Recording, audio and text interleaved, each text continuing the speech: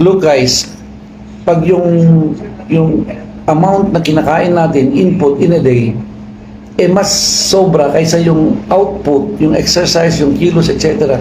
Yung sobra na yun, may stock up sa hita, sa bewang, sa braso, yung iba, sa atay. Yung nakikita dito.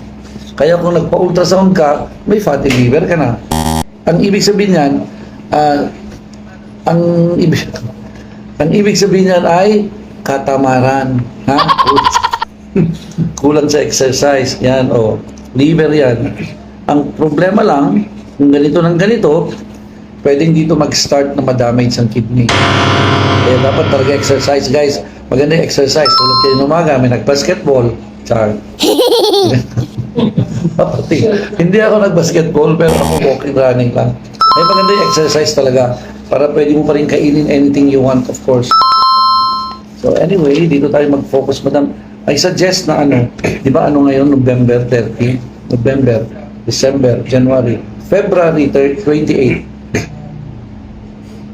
Yan naman ang ulit niyan, di 3 months. So ibig sabihin, yung i-reseta ko sa'yo, 3 months na inumin mo until February 28. Okay na po?